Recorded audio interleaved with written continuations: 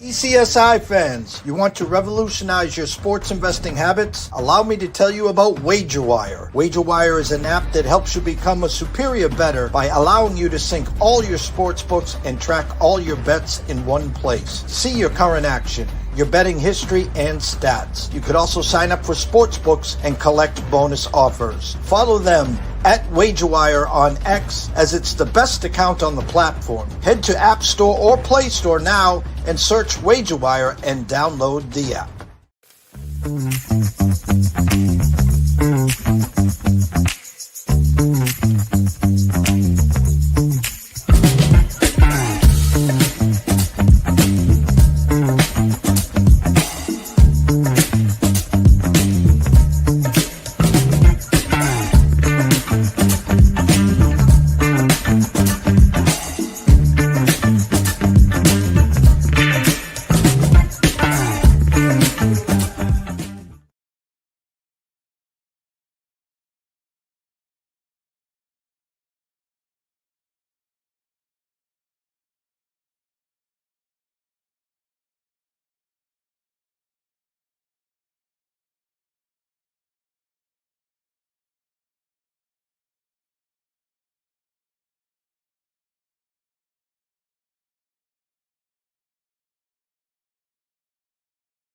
Excuse me, Mr. DJ. Hey, check this out. We got a great show coming your way.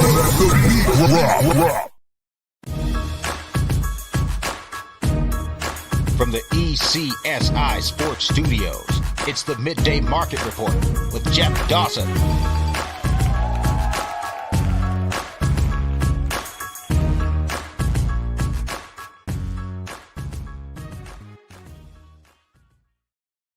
Good morning, sports fans from all around the globe. I am the host, Jeff Dawson, East Coast Sports Investors, and it's that time of the week. Good friend and colleague, Mr. Matt Grissom. Go follow him, of course, on Grissom on X at NCAA Insiders.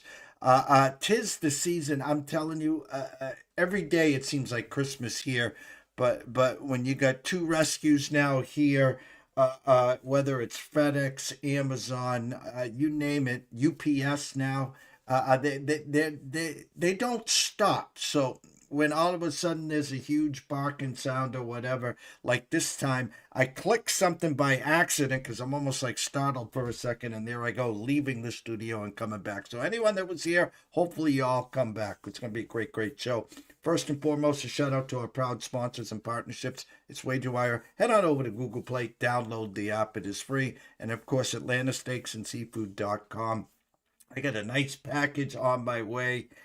Fillets, T-bones, cowgirls, whatever Terry decides to throw in there, some shrimp, some burgers, you name it. He's the best in the business. Let him decorate your tables, and you're allowed to sip on some eggnog and get ready for Christmas and, of course, the new year. So without further ado, let's bring him in. Mr. Matt Grissom. What's up, Matty? Good morning, Jeff. How are we? We're doing fine. You know, I'm not going to be the wet blanket, okay? I promise you that. But you know, bowl season already started. Kind of knew what I thought we'd get from Boise State, and Washington just put a thumping on them. But the smaller games, I'll be honest, I have them up as background as I'm doing work, wrapping presents, or doing whatever it takes. The transfer portal, the coaches portal, as we want to call it, 30 coaches in and out. Who's playing, who's not playing. I know they're out there. I know people are betting on them, just not me right now, Matt. Yeah, I'm actually having a lot of success betting them, knock on wood, which it is early. And let me preface that with it's a lot of tracking. And the model has I've been able to update some things where it's kind of like a balancing act of what do you hit on the offense or defense if the quarterback's missing, or if your stud defensive end sitting out, just trying to figure that out. But currently we are not counting the Navy game 4-0 against the spread. Now, I've had a lot of people on talking about their success or their failures during these bowl games. Scotty Webb has done great as well. he mentioned this. I'm going to ask you this. If you're, let's just say, for instance, you're $100 better, which I'm not saying you are, of course. But my point is, initially, cutting him in half, he's playing $50 a game, or whoever's playing 50. Now tomorrow with Alabama or the big three on Saturday, you come back to your normal wages, or you stick it up. Are you just sticking to the same unit size? Yeah, pretty much. Everything for me for college football is either a half unit or a single unit, sometimes a 2 unit play. Okay. And for you especially, it's the confidence in the model. Yeah, and I mean, I've kind of had to waver off of it a little bit. Um, I mean, for instance, like I took Arkansas State tonight in the Xbox Bowl versus Missouri State. Basically, Missouri State's coach, he leaves for Coastal Carolina. Both quarterbacks are going to play. It's Jacob Clark and Jalen Rayner. I think Arkansas State is a little more battle tested, even though Missouri State has the numbers. The model actually makes Missouri State minus 1.5. So there's value in taking them plus money. I took them I took Arkansas State -1 in the VSiN contest, and it is the final pick. If Arkansas State covers or pushes the -1, I win quarter 3. And get this, I'll get flown out on VSiN's dime and get to sit live in studio with the host of my choice on VSiN, and they'll pay for my airfare and hotel room at Circa if I win quarter 3. But I just think that is funny because I've been blessed enough to be able to go on VSiN shows before. So getting to go because I win an average Joe contest, I feel like would just, I don't know.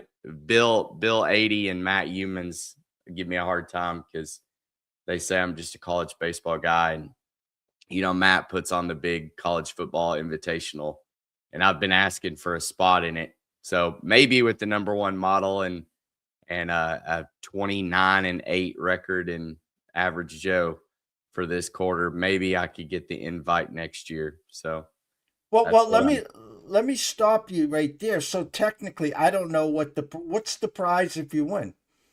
For quarter 3, I think it's like $1,000, or they'll fly you out, and you can stay at Circa. I think it's 3 nights or 2 nights stay at Circa, and then you get to go on whatever VSiN show you want. Well, my question was initially was if it was 1,000 plus whatever, wouldn't that have been the spot where you would have put X on the other side to guarantee you something? Yeah, I think this is more for me for the bragging rights. Okay. I want to be invited into the Circus Sports Invitational.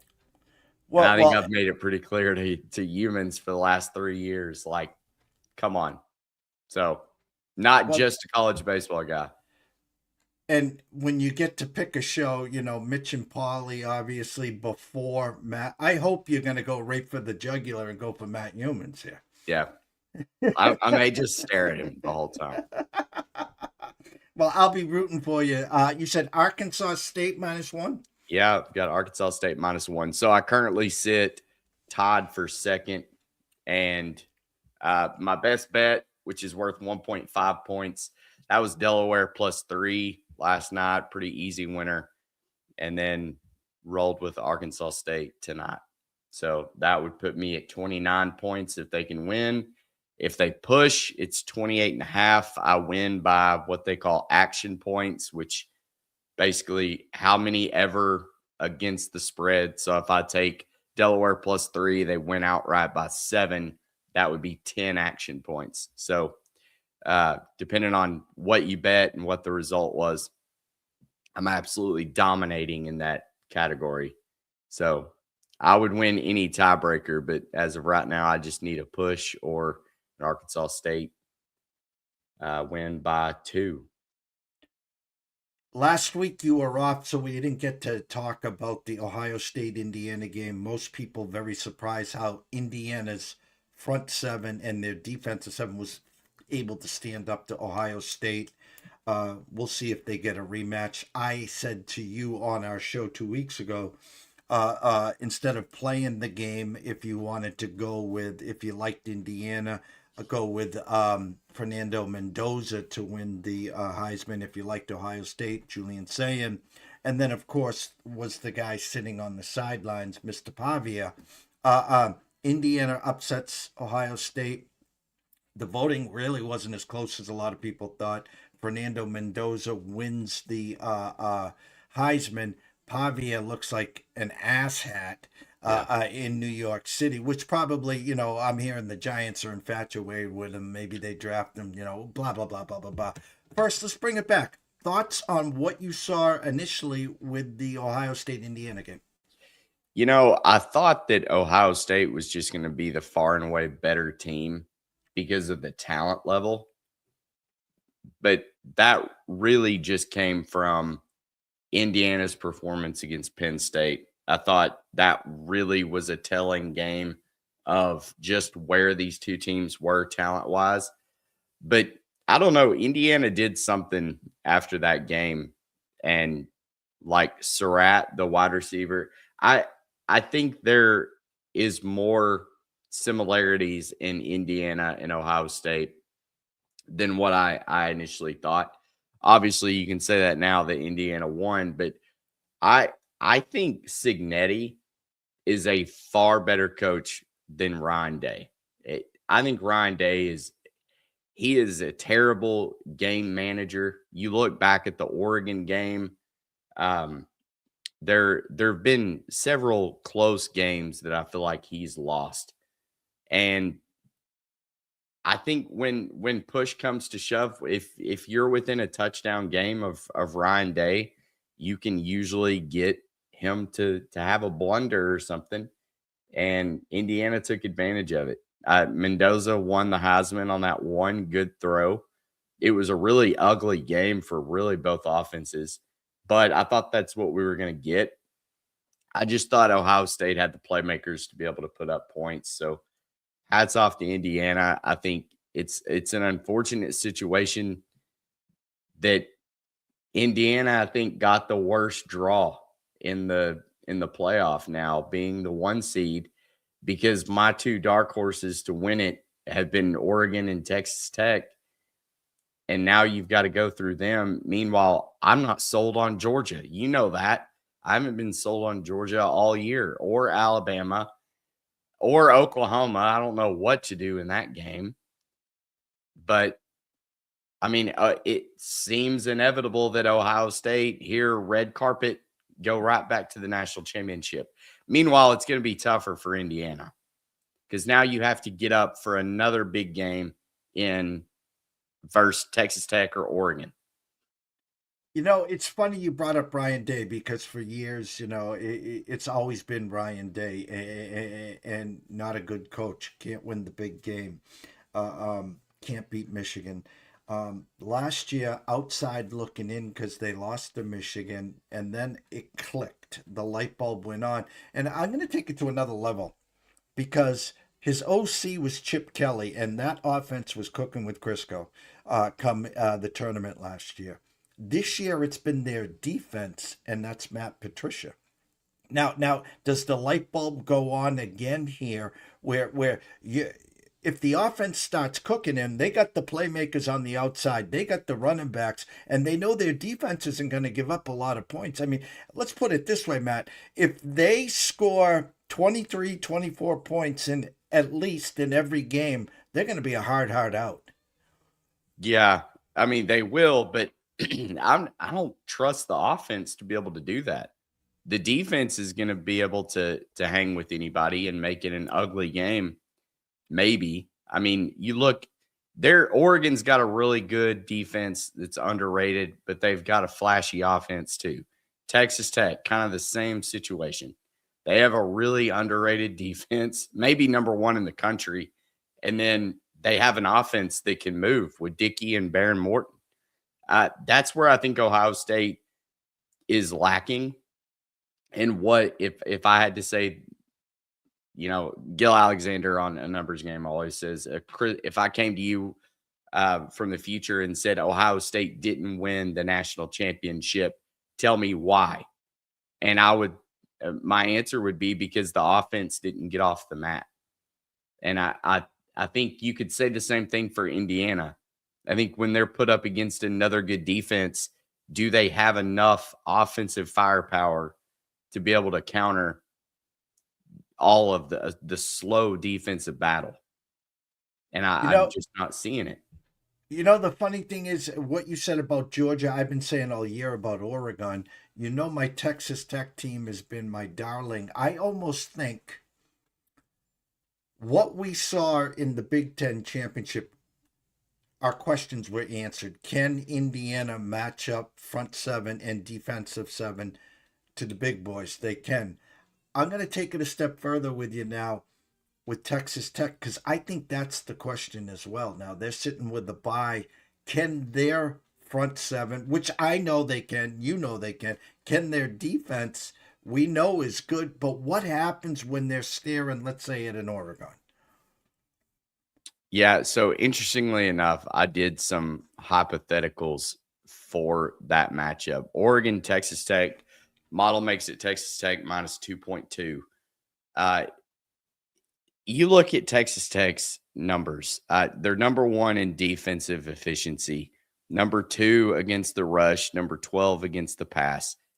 This team, number 5 against the pass, number 2 against the rush. The team has not played anybody. If you want to play that card, that would be the one thing that I would be worried about. 54th strength of schedule. But then you look at Ohio State and Indiana's strength of schedule, and they're not much better. Indiana's 29th. Ohio State is 28th.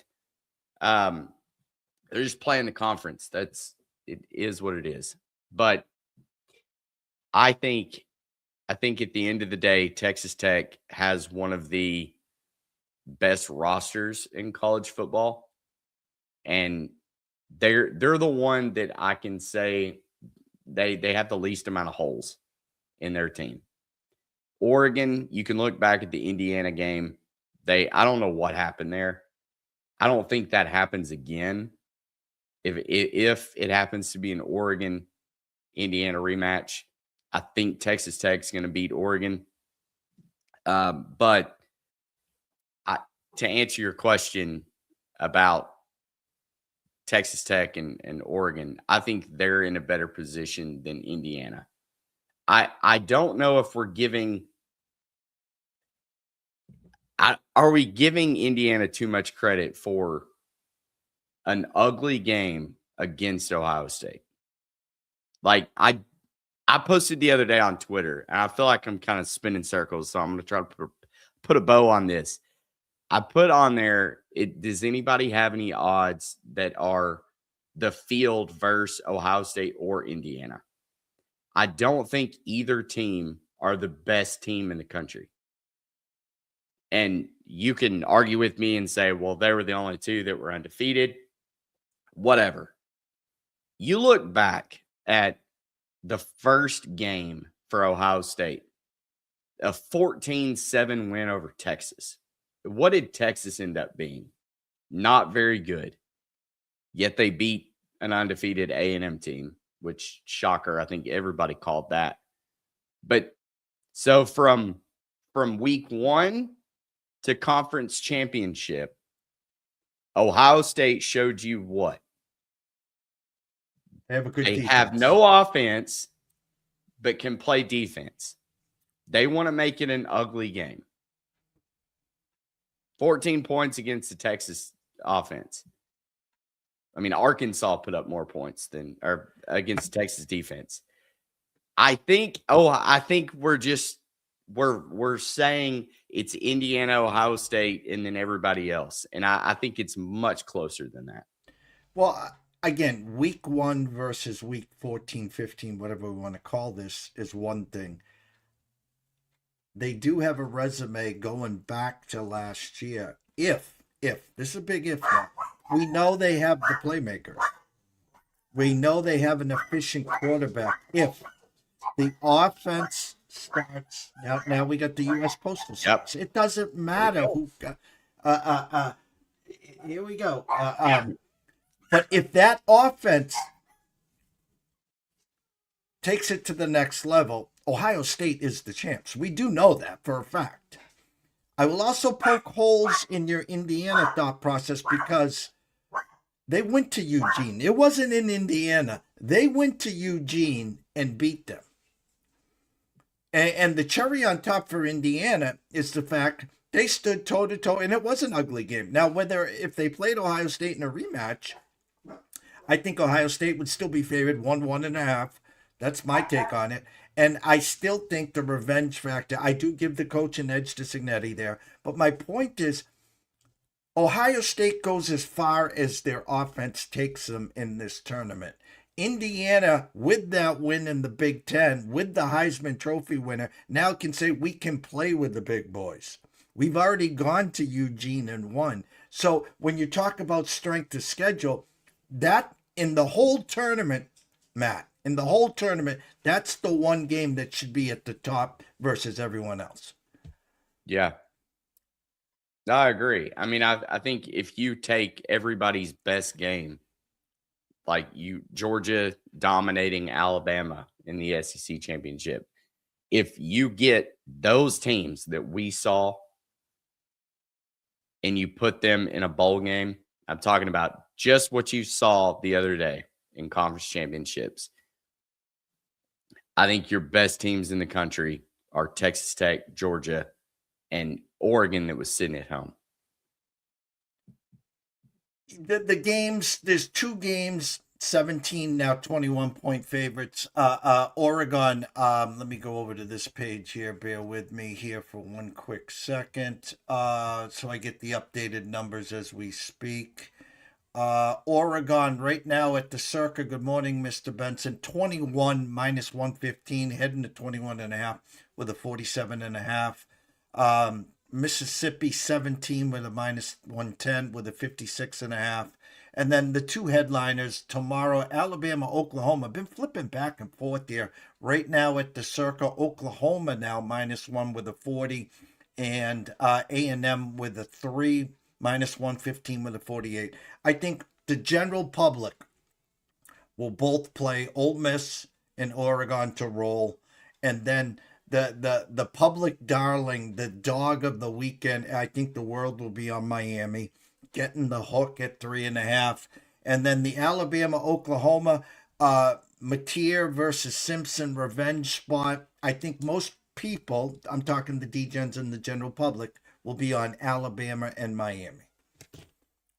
There you go. I think you just said that I'm the D-Gen. I think you named all of the things I'm on.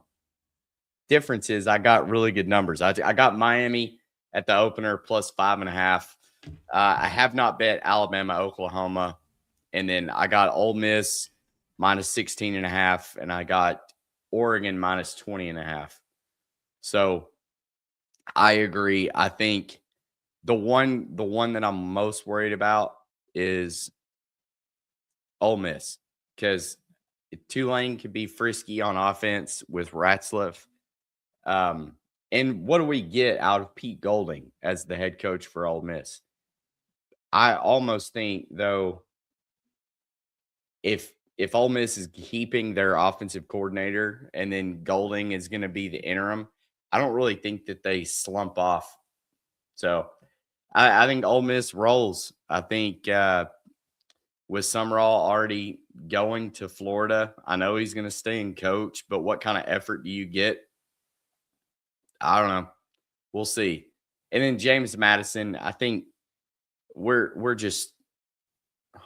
night and day different in talent level from what these teams are. And Bob Chesney's about to find out real quick, going from JMU to UCLA, just the talent level of who you play. James Madison, I think they played one Power 4 school in Louisville. I think it was close for a little bit, and they ended up losing by 2 touchdowns. Oregon's 2 touchdowns better than Louisville, so I think there's no reason why Oregon should not roll in this game. And you get embarrassed last year, one and done in the playoff. Dan Lanning's not going out like that again. He's going to be ready. have the team ready. I have But to ask you a question. You said something that really piques my eyes. Now listen. I read the market, especially the opening numbers. They tell a story, and then we want to go from there and figure out the story. Then the world bets either side. You said something to me that really piques my interest. A&M opened up at 5.5. They didn't open up at 2. They didn't open up at 2.5. They didn't open up at 3 or even 3.5. They opened up at 5.5 for a reason.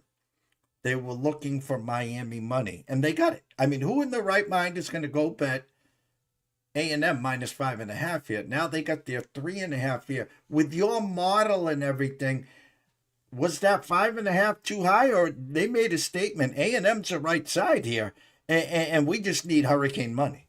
no, the model makes Miami an outright winner minus 3.7. Okay. Not a buyer at all of A&M and what they're doing. Power rating wise, they are 0.1 off of each other, 24.74, 24.86 in favor of A&M, but not enough to move the needle.